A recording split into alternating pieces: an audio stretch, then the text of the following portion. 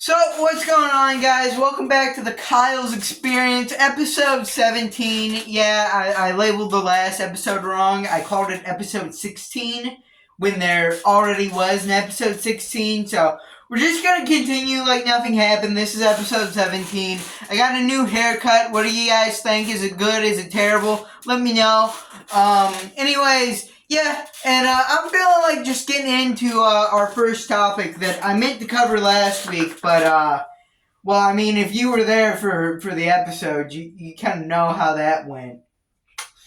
Yeah. Yeah, I wanted to talk about BattleBots because there's recently been some news going on in the BattleBots scene. BattleBots, if you don't know, is a TV show based around robot combat. Basically, have a bunch of teams. They build robots and they fight each other. It's pretty cool. I really like it. I've probably been watching it since the age of 6, just about when it was airing on like ABC. It moved to Discovery after that, and around season 7, it got canceled. Then it went on to YouTube. They posted a couple episodes of this BattleBots Face Offs thing. But they were super inconsistent with the posting of these episodes, like literally one every 2 months. And then after episode 4, they just stopped posting them. But recently, there's been a new BattleBots project announced called BattleBots Pro League. And yeah, obviously I'm excited about new BattleBots tournament. As a BattleBots fan, obviously more BattleBots. I'm obviously excited for it, but it kind of feels like one of those monkey paw type wishes. Like someone wished on a monkey paw for this tournament to be created. Because yes, there is a new tournament, and yes, that is cool. There's also like a bunch of cool robots in this field of 24, which that's quite a reduction from the last few tournaments. But anyways, that is cool and all. But unfortunately, the reason we're getting it is because they found a new big sponsor to actually allow them to host a tournament, and the sponsor is an Israeli AI company. You heard that right. I didn't even know those existed. To me, that just sounded like the most evil string of words someone could come up with. But no, that's actually real. Bright Data is an AI Israeli company. What are we doing here? What are we doing? Dude, it's just my luck. My favorite TV show, alright, comes back. But it's gotta have something to do with Israel. Are we serious right now? So yeah, I just thought that was, kind of humorous, just how poor my luck was on this occasion. But yeah, moving on to the next topic, it actually relates to the game we have playing in the background here, Mugenics. Now, I know absolutely nothing about this game. This is the first time I'm seeing it, and based on what I'm seeing, it kind of looks like nothing. It's like an RPG thing, maybe? It's like chess, I guess? That's what I'm seeing right now. It's kind of set up like chess, but like they fight like mice and they're cats. Well, anyways, I wanted to talk about a controversy surrounding this game, and if you've been online, you probably heard about it.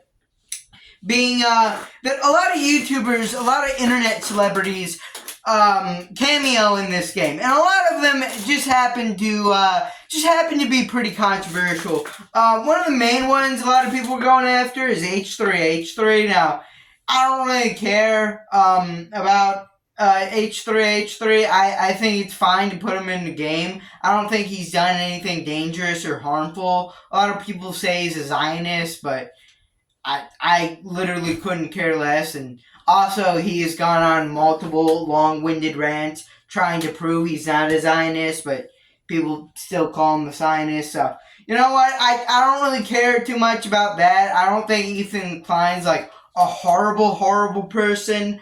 But one person that does cameo in the game, which I think you could probably make a pretty good argument for calling a horrible person, is Christian. Now, Chris Chan, obviously, you know, one of the most documented men on the internet, and has done a lot of bad things. The main one being, you know, getting freaky with his mom, and a lot of people would argue that that was probably not consensual, considering the state his mom was in at the time that incident allegedly happened. Literally being like, looking like literal death. Like death could take her at any moment. That was the appearance that his mom had, you know, at the time of that incident. But yeah, so the guy who made this game obviously put a lot of controversial people in there, and he defended it by saying, hey, I put controversial people in here as, like, part of the statement, as, like, I wanted a bunch of people with a bunch of different opinions, a bunch of controversial people to all kind of, like, balance each other out as well. He not only put Chris Chan in here, but he put one of his trolls, Liquid Chris, in here. But one of the weird things he did was he went out of his way to defend Chris Chan. Now, I want to say first up, I think it's okay that he put, like, some bad people in his game. I think it's okay, but I think he's kind of overstepping the line when he goes out of his way to, like, defend some of these people. Like, it's one thing to just, like, have Chris Chan, like, go, in your game. I believe that's just all the cameos. I believe all the cameos are just like people meowing, or just like YouTubers meowing. That's like all the cameos are. So I think that's one thing, and you can argue if that's bad or not. But I think it's a whole different thing to actively go out of your way to defend this person. And his defense was that he actually didn't get freaky with his mom, because if he did, he'd be in jail, which is not an argument in any sense of the word. Like, yeah, he's not in jail. A bunch of guilty people don't go to jail. All right, O.J. Simpson, EDP. Are we kidding here? How's that a defense? And the other defense was, well, if he did, it was probably the troll's fault. So what? He still did it. So what if people manipulated him into doing it? At the time, he was like 38 years old. He more than had enough reason to, you know, he was more than enough developed to, you know, think through his actions and not just rely on other people to tell him what to do. Yeah, even if you want to discount this somehow by using one of these two arguments, Chris Chan has done a bunch of stuff besides the thing with his mom for me to rule him being a pretty bad person. Like, he actively chose to try to run over a guy in his car. He actively chose to try to pepper spray some poor GameStop employee after they changed Sonic's arms to blue. Alright? He actively chose to do a lot of things. He actively chose to make a comic book where the villains were people from his real life. He chose to do all of this without any kind of troll interactions, and all of these things are bad, because I think Chris Chan is a bad person. So yeah, I think you're playing a losing game if you want to defend him. If you just want to put him in your game for, like, the lulz, just, like, do an interview with him for the lulz to kind of just get a laugh out of it, I think that is one thing. Alright, there could be a debate had there. I personally think it's fine. It's whatever, you know.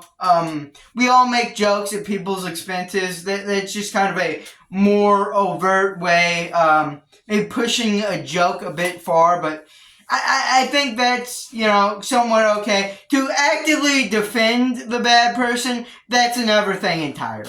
But anyways, that's just my thoughts on that whole controversy. And yeah, I think we've reached the end of the video. Not much is going on in my life. I don't really have many stories. There was this one kind of funny thing that happened at my school today.